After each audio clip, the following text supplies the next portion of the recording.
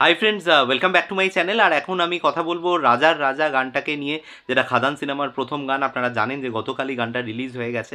এখন প্রশ্ন হতে পারে যে আপনি আজকে কেন রিভিউ করছেন বা সামথিং। তো আমি একটু গানটাকে না মানে ডিটেলস আমি মানে ফলো করলাম এবং আমি পুরো বাদবাকি রিভিউসগুলো সেগুলোও শুনলাম, মানে পক্ষে বিপক্ষে সমস্ত কিছু আর্গুমেন্টসগুলো শুনলাম এবং তারপরে আমি আমার নিজের পার্সপেক্টিভটা রাখার জন্য এই ভিডিওটা বানাচ্ছি। তো ডেফিনেটলি আমি যেগুলো বলবো সেগুলো অন্যদের থেকে আলাদা হবে, এটা আশা করি। এবং যদি আপনাদের ভালো লাগে অবশ্যই তাহলে ভিডিওটা পুরোটা শেষ পর্যন্ত দেখবেন। তো দেখুন, মূলত যে মানে গল্প ইয়েটা আর কি, মানে এটা তো একটা কলিয়ারি বেল্টের গল্প, আপনারা জানেন খাদান, এবং যে স্কেলে তৈরি করা হচ্ছে গল্পটা মানে সিনেমাটা, তো সেইটার সাথে একটা এরকম রিলেভেন্ট গান রাখা রয়েছে এবং এই গানগুলো মানে মোটামুটি একটা খুব পাওয়ার একটা তো জেনারেট করে। একটা ঠাকুরের সামনে একটা গান হচ্ছে, একটা তার না অ্যাকর্ডিংলি তার একটা নাচ হচ্ছে, এবং এইগুলো সাধারণত একটা কমার্শিয়াল মাস মশালা মুভির কিন্তু একটা এলিমেন্ট, এইগুলোকে রাখতে হয়, এগুলো বিভিন্ন ছবিতেও থাকে। তবে আমার যেটা মনে হয় যে এইটা নিয়ে বিস্তারিত আলোচনায় মানে পজিটিভ নেগেটিভে যাওয়ার আগে আমার ধারণা এই গানটা কিন্তু পুরোটা যে লেন্থটা এখানে দেখানো হচ্ছে সেই ফুল লেন্থে কিন্তু সিনেমার মধ্যে থাকবে না।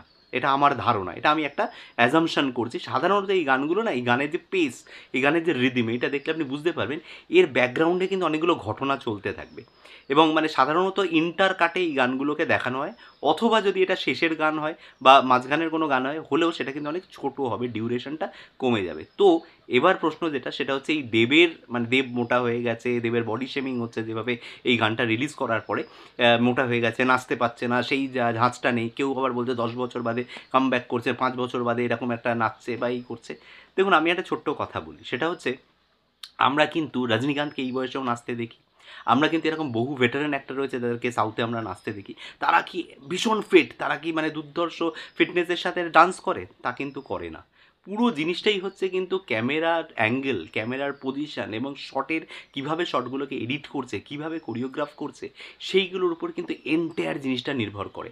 ঠিক আছে, বলিউডে এরকম খুব কম ডান্সার আছে, লাইক ঋত্বিক রোশন, লাইক শাহিদ কাপুর। দেয়ার আর অনলি ফিউ ডান্সার যারা কিন্তু খুব ভালো এক্সট্রাঅর্ডিনারি ডান্স করে। এর বাইরে সিঙ্গেল টেকে একটা বড় লং একটা কিন্তু শর্ট একটা ডান্স কিন্তু কোনো একটারই সেইভাবে যে দারুণ পারফর্ম করে তা না। হ্যাঁ, আমি এগ্রি করছি, দেবের আপার পোর্শনটা ডেফিনেটলি ভারী হয়েছে এবং সেটা ভিজিবল, সেটা দেখতে পাওয়া যাচ্ছে। কিন্তু সেটার জন্য বডি শেমিং করাটা আমার মনে হয় প্রথমত উচিত না। দ্বিতীয় হচ্ছে সেটা হচ্ছে যে এটার জন্য যে ছবিটা খারাপ হয়ে যাবে, এটার জন্য যে গানটা খারাপ হয়ে গেল, আমি সেটা বিলিভ করি না। দেখুন, এখানে কি মানে থিওরিগুলো কাজ করে জানেন তো? একটা ফ্যান বেস আছে, দুটো মানে ফ্যান বেস রয়েছে, একটা জিতের ফ্যান ক্লাব, একটা আপনার দেবের ফ্যান ক্লাব। হয়তো কথাটা শুনতে খারাপ লাগবে।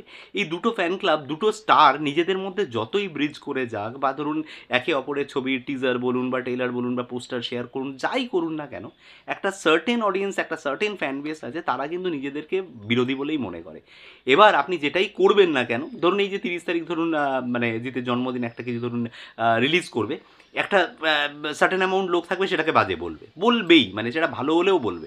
আবার সেরকম একটা সার্টেন অ্যামাউন্ট লোক রয়েছে যারা কিন্তু এই গানটাকে খারাপই বলবে, এবং সেটা সেই সুযোগটাকে কাজে লাগিয়ে একটা সার্টেন রিভিউ কমিউনিটি রয়েছে যারা কিন্তু সেইটাকে প্রমোট করে যাবে। কিছু লোক দেখবেন অসম্ভব ভালো হয়েছে, আগুন ঝরিয়ে দিয়েছে, কেন ভালো হয়েছে বলতে পারবেন আপনাকে। আবার কিছু লোক আছে যারা একদম বাজে জঘন্য হয়েছে, কেন জঘন্য সেটা বলতে পারবে না, শুধু একটা পক্ষ নেবে, কারণ তারা জানে যে ওই এগেনস্টের যে অডিয়েন্স বেসটা রয়েছে সেটাকে আমায় কাজে লাগাতে হবে। এবং টু বি ভেরি অনেস্ট, এই ফ্যান বেসটাকে কিন্তু বেসিক্যালি ভিউয়ের জন্য কাজে লাগানো হয় এবং সেটা কিন্তু এই ফ্যান বেসটা বোঝে না, যেটা যেটা হচ্ছে হার্ড রিয়েলিটি। যাই হোক, এবার কথা বলবো হচ্ছে যে এইটা নিয়ে। তো আমার যেটা মনে হয়েছে, যেটা দিয়ে আমি বলছিলাম আর কি, যে রজনীকান্ত তো ডান্স করেন, তাহলে ওটা এত আগলি দেখতে লাগে না কেন? কেন দেবেরটাই কেন মনে হচ্ছে ওর মানে খামতিটা, স্লোনেসটা কেন চোখে পড়ছে? তার কারণ আমার মনে হয় সেটা হচ্ছে এখানে যেভাবে কোরিওগ্রাফি করা হয়েছে, কাটসগুলো যেভাবে দেওয়া হয়েছে না, সেটা ভীষণ পুয়ার। ছবিটার মানে এই গানটার কিন্তু মানে প্রিমাইসটা খুব ভালো।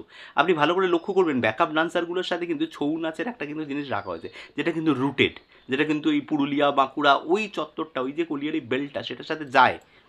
কিন্তু অদ্ভুতভাবে যেটা হয়েছে সেটা হচ্ছে যে এদেরকে ইউজ করা হয়নি। আপনি যদি ভালো করে দেখেন, যেখানে দেব বড় এই ড্রামটা বাজাচ্ছে, সেখানে লিটারেলি এই ছৌ নৃত্য শিল্পী যারা রয়েছে তারা কিন্তু দাঁড়িয়ে রয়েছে, কিচ্ছু অ্যাক্টিভিটি নেই। অথচ এদেরকে যদি কাজে লাগানো যেতে পারতো তাহলে কিন্তু কোরিওগ্রাফিটা বা এই ডান্স মুভটা অনেক বেশি অ্যানিমেটেড লাগতো দেখতে, কালারফুল লাগতো। তার এগেনস্টে কী হলো, একটা এক কালারের জামা পরে কিন্তু ব্যাকগ্রাউন্ডে ডান্সাররা নাচছে। মানে এটা হচ্ছে একটা রং কোরিওগ্রাফির ফসল। দ্বিতীয়ত যেটা বলবো সেটা হচ্ছে যে দেখুন, এই কাটসের কথা কেন বললাম, যে যখন একজন হিরো ধরুন একটু স্লো হয়ে যায় এবং এজ বাড়লে অবভিয়াসলি এটা হবে, সবাই কিন্তু শাহরুখ খানের মতো ওই জওয়ান পাঠান করতে পারবে না, বুঝতে পারছেন? তো সেই জিনিসটা যখন হবে তখন কিন্তু তাকে ক্যামেরা অ্যাঙ্গেল দিয়ে একটা মেকআপ করার ব্যাপার থাকে, সেই জিনিসটাও এখানে সামহাও কিন্তু ওয়ার্ক করছে। আপনি যদি ভালো করে দেখেন ক্যামেরা প্যানিং, কাটসগুলো অনেক লম্বা লম্বা কাটস, এত লম্বা কাটস হয় না একটা গানের ক্ষেত্রে, সেখানে কিন্তু কাটসগুলো অনেক ছোটো ছোটো ছোটো হয়, তাহলে কিন্তু এই জিনিসগুলো চোখে লাগতো না, আজকে যেটা বেশি করে চোখে লাগছে। তবে এটাও বলবো যে এটা এতটাও ইম্পর্টেন্ট নয় যে এই গানটা খারাপ হয়ে গেল মানে খাদান, খাদান কিন্তু অনেক স্কেলড ছবি, এবং সেটা যদি আপনি ভালো করে টিজারটা দেখেন তাহলেই বুঝতে পারবেন যে ছবিটাকে কতটা স্কেল আপ করা হয়েছে। বাংলা ছবিতে এরকম স্কেলড ছবি কিন্তু খুব কম, ইদানিংকালে অন্তত আসে না, ছবিটা স্কেল আপ করা যায়। আবারও বলছি, সব কিছু নির্ভর করবে হচ্ছে ভাই গল্পটা কেমন, অ্যাক্টিং কেমন হয়েছে, পারফরমেন্স কেমন হয়েছে, এইগুলো ম্যাটার করবে না। কারণ এই গানটা, আবারও আমি কনক্লুশনে বলছি, এই গানটা কিন্তু যে ফুল, আমার মনে হয় না এই গানটা ছবির মধ্যে ইউজ হবে। তো এই ছিল আমার টেক বেসিক্যালি অ্যাবাউট দি রাজার রাজা সং। আপনাদের কেমন লাগলো কমেন্টে এসে জানাতে পারেন। এই ভিডিও থেকে কোনো কিছু যদি ভালো লেগে থাকে ভিডিওটাকে লাইক, শেয়ার, চ্যানেলটাকে সাবস্ক্রাইব করে নেবেন। দেখা হচ্ছে আপনাদের সাথে পরের কোনো ভিডিওতে। টেল দেন, বাই বাই।